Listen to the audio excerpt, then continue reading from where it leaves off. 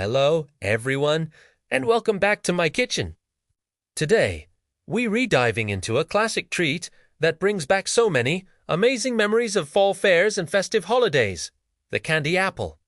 Tadgorju, glossy, ruby red coating, the crisp crunch as you bite into it, followed by the sweet, juicy apple inside. It's pure magic. And guess what? It's surprisingly easy to make right at home. I know it might seem a little intimidating, but I promise, with a few simple tips and tricks, you'll be making candy apples like a pro. We'll go through everything step by step, from picking the perfect apples to getting that flawless, bubble-free candy shell. So, if you're ready to create some delicious and beautiful treats that will wow your friends and family, you're in the right place. Grab your apron and let's get started. First things first, let's talk about our star ingredient, the apples. The type of apple you choose can make a huge difference. You want something firm, crisp, and a little bit tart to balance out the sweetness of the candy coating. My personal favorites are Granny Smith apples. Their bright green color looks stunning against the red candy, and their tartness is the perfect complement. Honeycrisp or Fuji apples are also great choices because they're super crisp and hold up well to the heat. Try to pick apples that are on the smaller side and have a nice, round shape. This makes them easier to dip and eat. Most importantly, make sure they're fresh and free of any bruises or soft spots. A good apple is the foundation of a great candy apple. Now for a crucial, can't skip step, preparing the apples. You know that waxy coating on apples from the grocery store.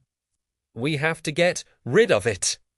If you don't, the candy coating will just slide right off and we'll have a sticky mess. So, here's the secret. Bring a pot of water to a boil. Once it's boiling, turn off the heat. Then, dip each apple into the hot water for just about 5 to 10 seconds.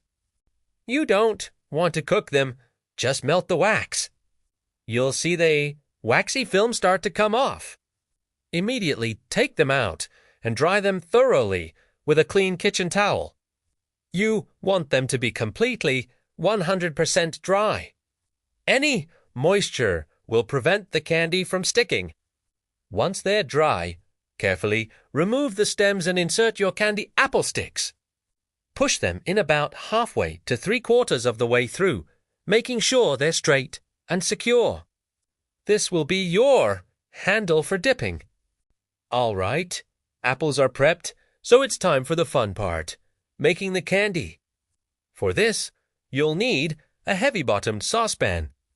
This is important because it distributes heat evenly and helps prevent the sugar from burning.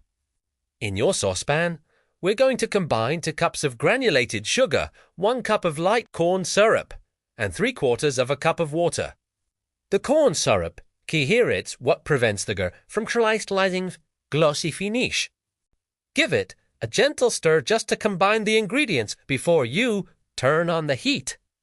Once everything is mixed, place the saucepan over medium-high heat. Now, here's a pro tip. Once the mixture starts to heat up, do not stir it again. Stirring can cause sugar crystals to form on the side of the pan, which can ruin the texture of your candy. To make sure our candy is perfect, we absolutely need a candy thermometer, our TCR note fin making. We're going to cook the mixture until it reaches the hard crack stage, which is between 300 and 310 degrees Fahrenheit, or about 150 degrees Celsius. This process will take some time, probably around 15 to 20 minutes, so be patient. While it's cooking, you can prepare your coloring and flavoring. I'm using red food coloring for that classic look. You can use liquid or gel, but gel gives a more vibrant color. A little goes a long way. I also love adding a bit of flavoring, like a teaspoon of cinnamon or vanilla extract, to give it an extra dimension. Have your food coloring and flavor extract ready to go, because once the candy reaches the right temperature, you have to work quickly. As the syrup bubbles away, you'll see the temperature on your thermometer slowly rise. While you're waiting, get your dipping station ready. Lay out a sheet of parchment paper or a silicone baking mat and lightly grease it with some butter or non-stick cooking spray. This is where you'll place your candy apples to cool, and greasing it ensures they won't stick. Keep a close eye on that thermometer. Once it hits that magic number 300 degrees immediately, remove the pan from the heat. This is the moment of truth. Be very careful, as the sugar is extremely hot. Working quickly, stir in your red food coloring and any flavoring you're using. The mixli sud-ouest be préparé. Stir it just until the color is evenly distributed. Now you're ready to dip. Okay, it's dipping time. The candy is hot and at the perfect consistency. Tilt the saucepan to one side to create a deeper pool of the candy mixture. This makes it easier to get a full, even coat on your apple.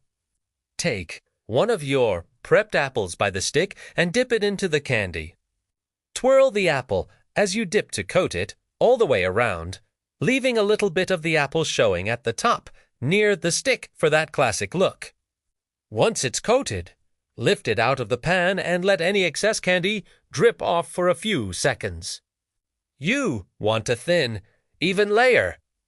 If the coating is too thick, it can be hard to bite into. Then, gently place the coated apple onto your prepared parchment paper or silicone mat to cool and harden. Repeat this process with the rest of your apples. You have to work fairly quickly because the candy will start to harden in the pan. If you find that your candy mixture is getting too thick to work with, you can place it back on the stove over very low heat for just a moment to loosen it up again. Just be careful not to burn it. Once all your apples are dipped and cooling, you have to resist the urge to touch them. They need about 10 to 15 minutes to harden completely. ULL know they re-ready when the coating is no longer tacky and is hard to the touch. And just look at them. The color is so vibrant, they're incredibly glossy, and they look absolutely professional. It's so satisfying to see them all lined up. The kitchen will smell amazing, too. These homemade candy apples are perfect for parties, as gifts, or just as a special treat for yourself. You can even get creative and add sprinkles or chopped nuts right after dipping, while the candy is still wet. Let's do a quick recap of the most important tips for candy apple success. 1. Choose firm, tart apples like Granny Smith. 2. Wash and dry your apples thoroughly to remove the wax. This is the key to making the candy stick. 3. Use a heavy-bottomed saucepan and a candy thermometer. Don't try to guess the temperature. You need to reach the hard crack stage, 310 degrees Fahrenheit. 4. Do not stir the sugar mixture once it starts boiling to prevent crystallization. And 5. Work quickly and safely once the candy is ready, because it hardens fast and it is extremely hot. If you follow these steps, I guarantee you'll have beautiful, delicious candy apples every single time. It's a really fun project, and the result is so rewarding. And there you have it. Your very own homemade, stunningly beautiful candy apples.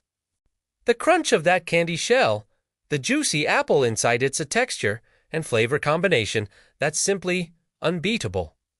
I hope this tutorial has shown you just how achievable it is to make this classic treat at home. Imagine bringing these to your next fall gathering or Halloween party. They are sure to be a huge hit. Thank you so much for joining me in the kitchen today. If you enjoyed this video and want to see more fun and easy recipes, don't forget to give it a thumbs up and subscribe to the channel. Let me know in the comments if you try making them. I'd love to hear how they turned out. Happy cooking, and I'll see you in the next video.